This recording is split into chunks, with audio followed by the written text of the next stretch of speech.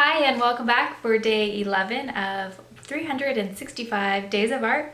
I have day 10 behind me, which was a sketch of a moth. I've actually prepared a different sketch for today's painting. For today, I want to use the last of the acrylic pours that we did. This one also had cracks in it, so first we're going to add some color to that and then put a butterfly over top of it. I thought about using the moth that we sketched yesterday, but I don't really want to do color. I'm thinking more of an outline with maybe some speckling in the background that could look pretty cool. So you can see I did the exact same thing though that we did yesterday. I drew my lines that are perfectly sized for the canvas that I am working on. You can see I threw some guidelines in here, and I'm using this over the moth because the beauty to me about the moth was the color and the transparency that you kind of do. So still might explore that in a different painting. For today, since I was more thinking kind of outlines and lines, that's where I wanted to do the butterfly. I just think they're more aesthetically cool to look at if you're just doing the lines and not so much the color. And you can see I only fully did half of one side. I kind of started to fill in this side, but I wasn't as concerned with it. So with that being said, let's start and add some color to the lines in here.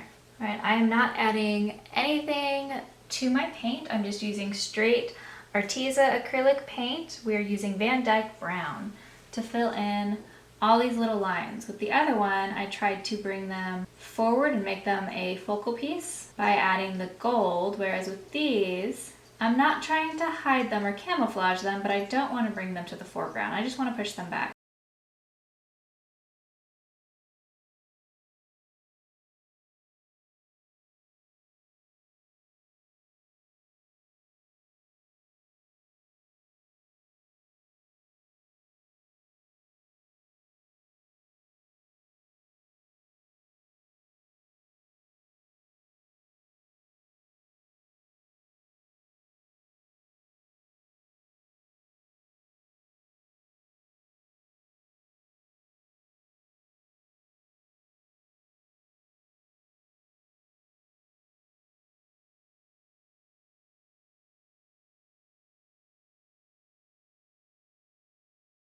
Alright, you can see that I have filled in all the cracks. Again, it didn't make them disappear, but it did send them more towards the background, so they're not the focal point of my piece, but they do add an interesting texture, which I really enjoy.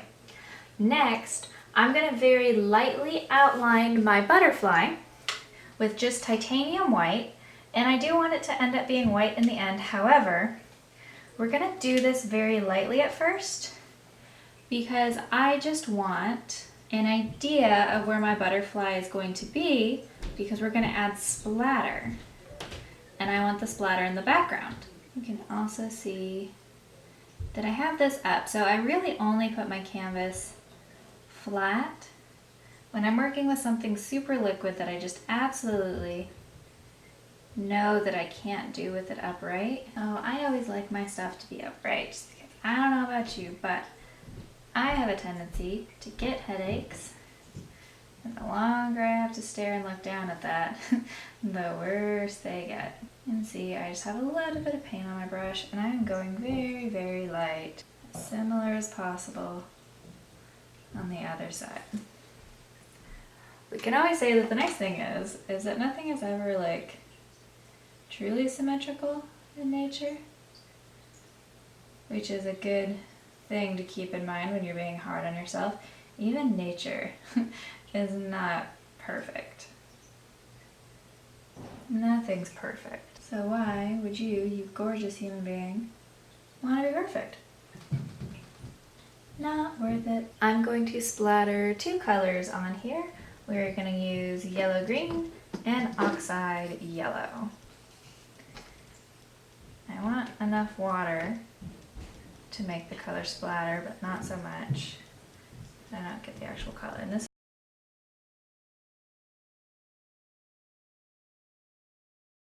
completely forgot another reason that I wanted to do this, and was not just for the splatter. I wanted to add some depth to my butterfly. So I'm just taking the Van Dyke Brown, and I'm just gonna add shadows in just the most basic sense. And when I paint back over with the white, this will really add some pop and some depth. And this is why I say you don't have to be perfect. This is not, you know, the most perfect shading technique in the world, but it is one that I like to use, kind of works for my aesthetic, and that's why I'm all about sharing with you guys, and hopefully, you know, as I learn, I'm not afraid that, oh, what if you know, learn something and oh no, you find your style and then other people are copying it. Well, one, why I'm not all about perfection is that the greats of things, we don't love them if they're perfect. That's not what makes us look at something and think that it's amazing. It's the person's voice, their style, the way that, you know, artistically, it's the composition, the way they see color.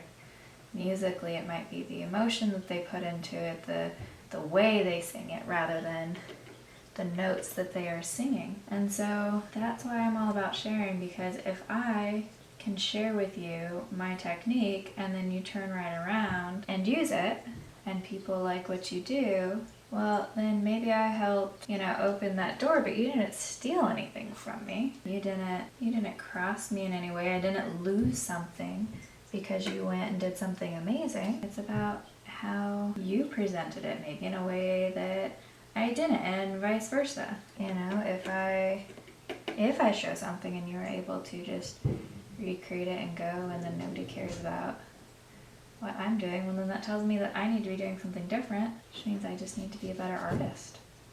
And again, this may not be coming across super dark on the camera, but it's not supposed to. This is just adding a little bit of a layer. But when I paint this butterfly back in with all the splatter and a little bit of the shading around it, it should really make it pop. I was agonizing over a painting and talked with my friend, and he recommended going back in and just adding colors, and all I did was go back in and shaded it a little bit with some black and was like, oh, well, I forgot all about that. Didn't realize that was as much of a thing as it was. And I'm just tapping out the color on the edges, because I don't want any hard lines. Okay, shading's taken care of. Let's get some more splatter on here. Again, this is oxide yellow. Adding in some yellow green. Green in there. I'm actually going to go ahead and add some splatters of titanium white. And if you're curious how to splatter, the best thing I can say is that you just have to play with it. It is truthfully just a flat brush, and I'm flicking it with my fingers. I'm sure other people, everybody splatters their own way, and it depends on how you kind of hit the brush. It's one of those fun things. Play with it.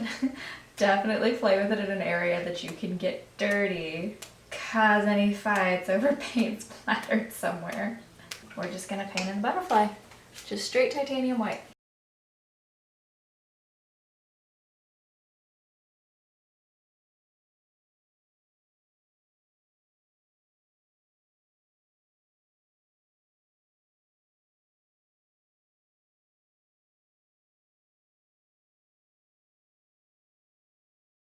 My mind when I started, he was going to be just white, but I actually really love the variation of the green and yellow that's happening, because I'm painting when my other paints were still wet. And that's part of the fun of art, is that, see, we don't do mistakes, we do happy little accidents.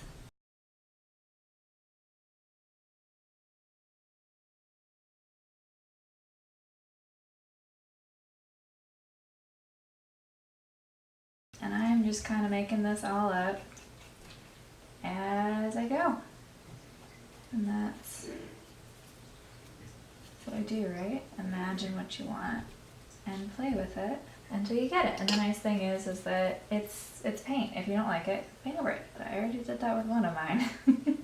I will do it again. Not on this one though. This is my journal, and we are honoring all the mistakes.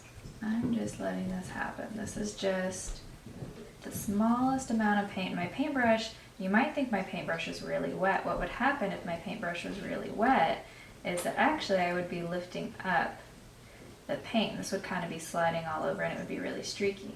It's soft because I'm putting just the smallest amount of paint on a brush that goes in the water. I wipe it on my rag so the bristles are very, very slightly damp. They're not wet. If they're wet, again, I'm just going to shove paint around because the already dried acrylic is plastic, so it's not just going to automatically stick like it would to a canvas. I'm just referencing the lines I already drew. Now, if I was trying to reference a photo for this piece, if I was looking at my actual reference photo rather than just where I drew lines and decided what lines I wanted, it would be a lot more confusing because I would be confused by the colors in the photo rather than just the lines. And that's all I'm adding in here. That's part of, doing something stylistically. To let those dry, that's why I'm moving away and doing some of the smaller dots. If I just keep trying to paint on those big ones before they dry, all I'm going to do is move them around. I won't actually make them more opaque. So, patience and letting them dry.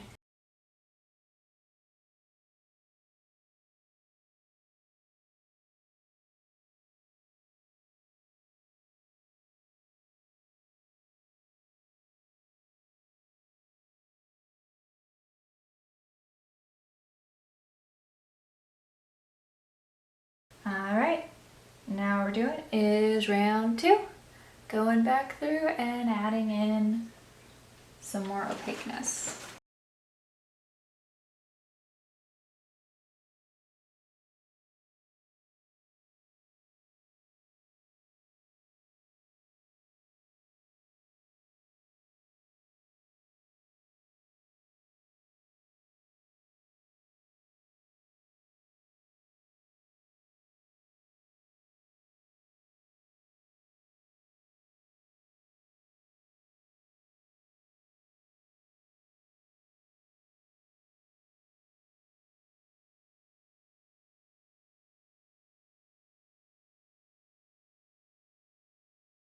Alright, as you can see, we are all done. I'm actually really happy with how this turned out. I think it came out really interesting, just able to use a simple butterfly outline, but through layers and texture, give it a much better visual appeal. I hope you try something like this. It really wasn't that hard. You just have to take patience and work in layers. Alright, you wonderful art people. Thank you as always for joining me. Nori was happy that you came to see me as well. Maybe not. I think he just wants all my attention.